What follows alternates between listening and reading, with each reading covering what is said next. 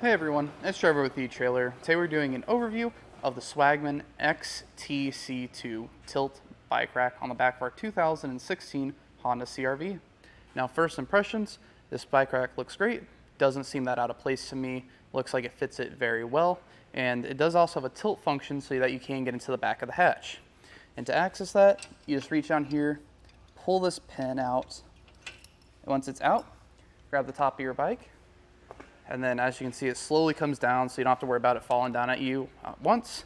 And then open up your hatch, and it does get a little close near the pedal, but it will clear it.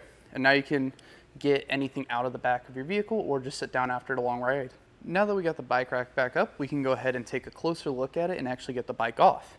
Now the bike's being held in by this rubber strap on the front and the rear tire. And to take it off, all you have to do is reach around it and pull that rubber off, push it to the side. And I recommend taking both the front and back off first before we detach the frame, just because the frame will hold it in place for us. And now the frame mount one here, all you have to do to release that is press this gray tab and slide up. And as we slide it up, our bike comes a little bit loose, so we can grab it by the frame and carefully take it off the bike rack. Now you can do it how I did it, and there's another easier way you can do it. All you have to do is press on that tab and these arms will actually come off. And at the base here, there's also a pin you can pull out to slide this down, so you can just pull the bike straight over the top instead of having to work around the pole here.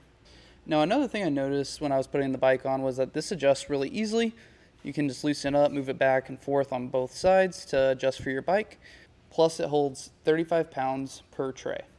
Now if you're someone that likes to store their bike rack on their vehicle because they like to go riding quite a bit, this does fold up into what we call the suitcase style. And I'll show you how to do that.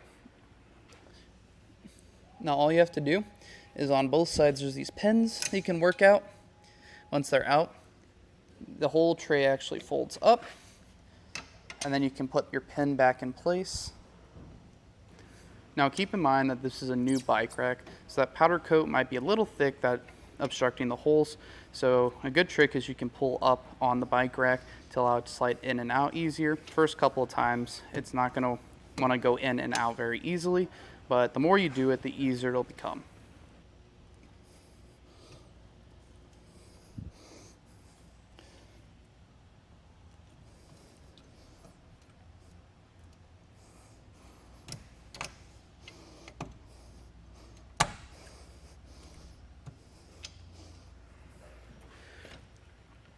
And now once you have that done, as you can see, it does make it very thin and narrow.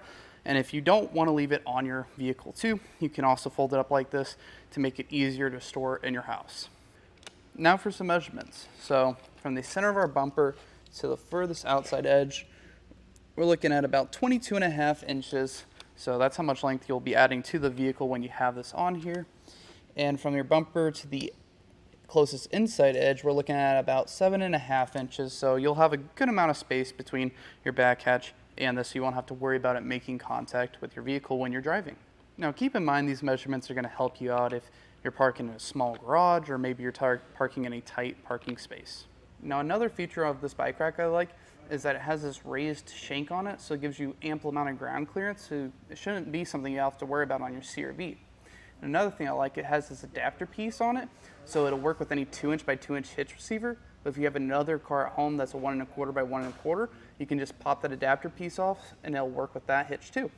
And it also comes with an anti-rattle pin so that you won't have to worry about shaking too much as you're driving down the highway. And now to give you an example of that anti-rattle at work, you can see the bike rack is actually moving with the vehicle and not freely on its own. Now to wrap things up, in my opinion, I don't think you could go wrong with this bike rack. For the price point it's at and how it looks on our CR-V, it looks really decent in my own opinion, but that's always up to personal preference.